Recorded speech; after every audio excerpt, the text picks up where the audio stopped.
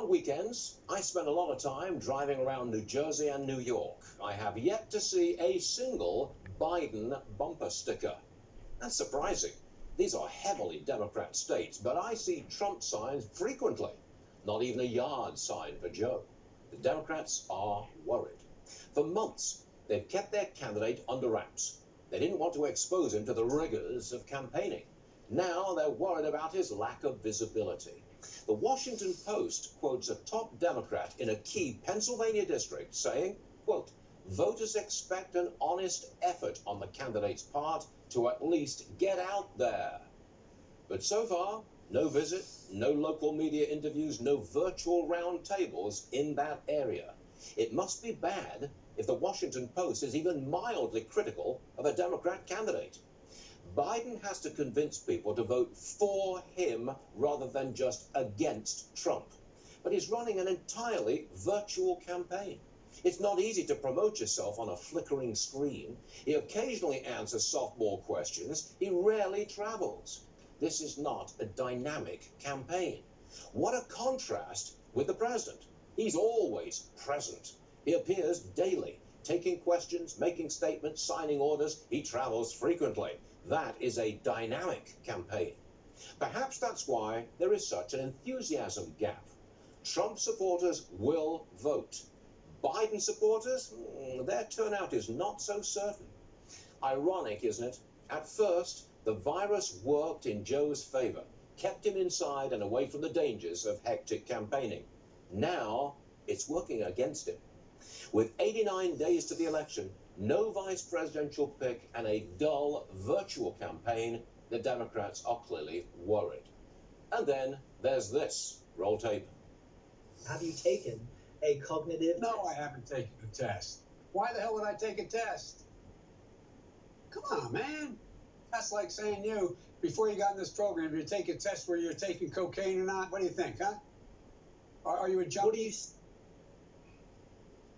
That was an interesting exchange, was it not?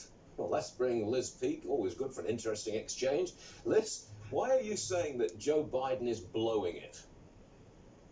Well, look, he's dithering about who his vice presidential pick is going to be, Stuart, and I think that reflects on his campaign, which I would call a fraud. He's basically campaigning as a moderate.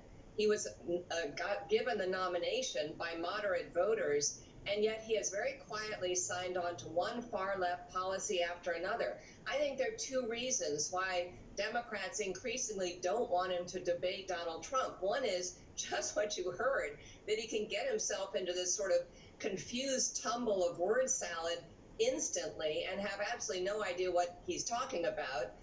That's embarrassing. Number two, the more he talks, the more people are going to realize just how far left he's gone. And I don't think a lot of Americans know that. At this point, you know, he's kind of good old Uncle Joe. He's been around 40 years. He's safe. He's reliable. He's the candidate they think can win. But wait till they hear what he's talking about with environmental regulations, getting rid of right-to-work states, and all these things that are really Bernie Sanders and Elizabeth Warren's platform. He can't go public because he'll definitely narrow the group of people who will vote for him. Did you see this? The Squad, you know, the ultra-far-left group in Congress, the Squad is expanding. Longtime progressive Cori Bush, he won his primary in Missouri, beating out long-term moderate Lacey Clay. It seems like the influence of the far left is really coming on strong within the Democrat Party. And I can't believe that's good for Joe Biden. It's not good for Joe Biden, and it's not good for the country, because the Justice Democrat-backed candidates, like the woman in Missouri, Cori Bush, that you just talked about, are pushing this Democrat Party left. Everyone in the Congress right now, every establishment Democrat is looking over their shoulder, worried about a primary battle. Even Chuck Schumer is rumored to be challenged in 2 years by AOC. That's a pretty scary thought. So what is their response? What is his response? To move even farther left. That's pretty worrisome, Stuart, because if the Democrats were to take the Senate, all the craziness that's been passed in the House could become legislation. Americans should be very thoughtful about this. I don't think they realize what Democrats are signing on to these days. It is not the Democrat Party that people are comfortable with or used to vote for. And let me throw this in too. I just learned that Rashida Tlaib has won her Michigan Democrat primary. She's far left. She's one of the squad, and she's won. Okay, Liz Peek, thank you very much indeed. See you soon. I want you to